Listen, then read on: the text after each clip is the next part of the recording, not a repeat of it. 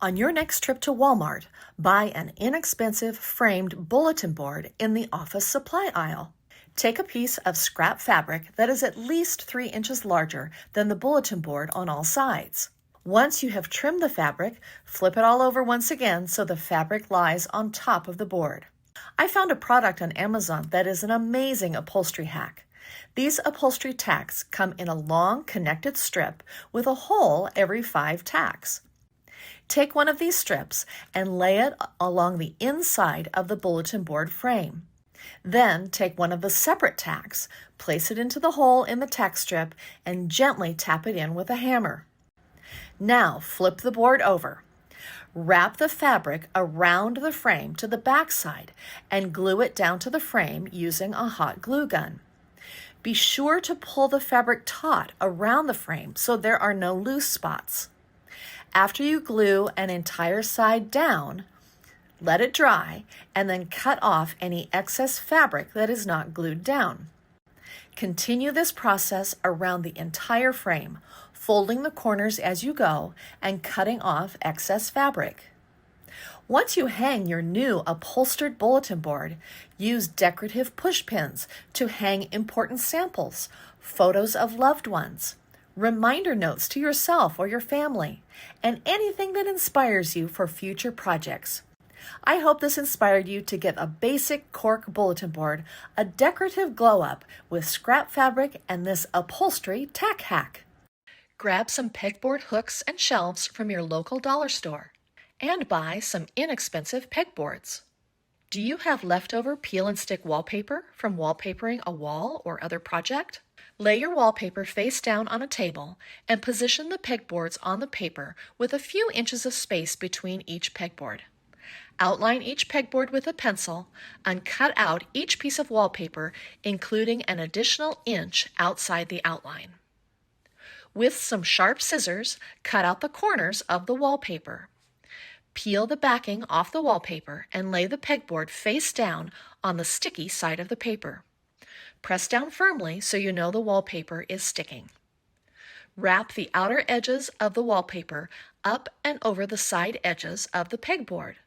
Take a screwdriver, pencil, or other poker-type object and poke holes through the wallpaper and into the pegboard holes. You can do this for feeling for the pegboard holes with your finger or by holding it up to the light to see the hole. Hang the pegboard with the hardware provided so it is secure on the wall. Line up with the wallpaper pattern on your wall with the covered pegboard.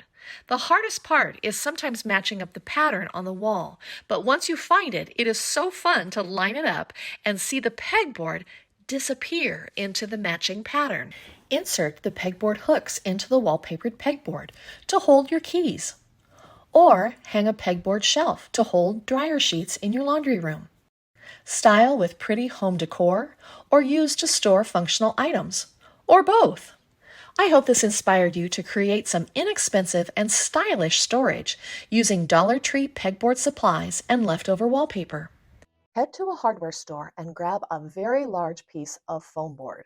Then find a very large piece of fabric that is even bigger than the foam board. I shopped my house and found an old curtain panel that was the perfect size. I cut the fabric ties off the top and was ready to roll. Try to get any wrinkles out of the fabric at this time. You will need a big space to work. Lay your fabric out with the print side facing down.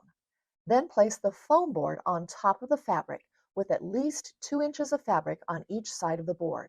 Starting on the short side of the foam board, wrap the fabric over the top of the board, pull it taut, and staple with a staple gun.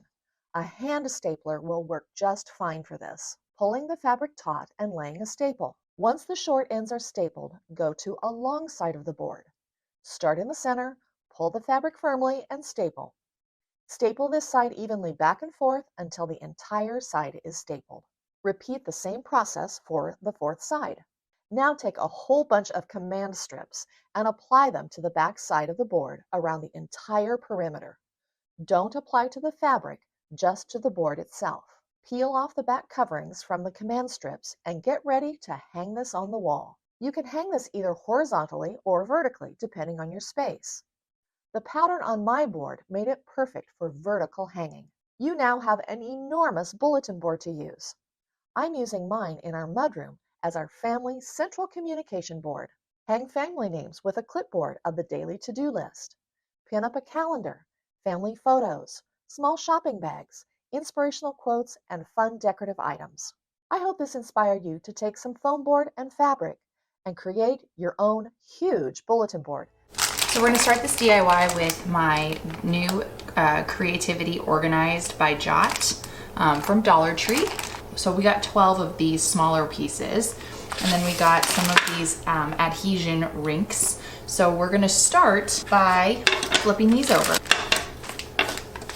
And I want to treat these like they are going to act as like one square. So we're going to start here, and what I'm going to do is I'm going to put these adhesion rinks on the outside corners. So from there, what I'm going to be doing is I'm going to make sure that these stay together. So I'm actually going to be taking some hot glue and I'm going to be attaching them. So I got my hot glue. I'm just going to go across here. I'm not going to be doing that much because I feel like it'll stay, it's really light. So I think it's gonna have any problem staying together. So actually what we're gonna do is we are gonna do 2 and 2, because essentially what we're gonna be doing is what we're gonna do now is the 2 pieces that are connected all together. I added a couple more of these adhesion rinks kind of throughout, just to add a little more stability once we put all this together. And then I have my 2 separate ones, but I wanted to make sure, you'll see that there are little grooves. And so when you are putting these together, you want to make sure that the grooves match up so it'll all connect together. So I'm going to do the same thing on this side where I put my hot glue. I'm going to connect it to this panel. And I'm using, I'm a big fan of Gorilla Glue sticks, so they stick very quickly. So you got to move fast. So now that these are all together, you'll notice that I actually put these on similar spots, so when we flip it over, it's gonna connect really nicely. So with these adhesion rinks comes these little adhesive pads that you attach. So we're gonna go ahead and place all of these now, and then we'll be back to move on to the next step. So now that I have all of the adhesive pads on, we're gonna peel them back on both sides. What we're gonna do is we are going to flip this over. We are going to press it together. All right, so you can see we have it together on both sides, so it's double-sided. All right, so what we're gonna be doing is we're gonna be taking this panel of pegboard squares, and we are gonna be attaching it to this little Lazy Susan I got on Amazon. It's a 9-inch Lazy Susan, it spins around. So what I'm gonna be doing is I'm going to be gluing it in the center. Using my hot glue, but you could also use crazy glue for this stuff. I just want mine to set a little bit faster. So I'm going to first, I'm gonna put the glue on the edges where I want it to go.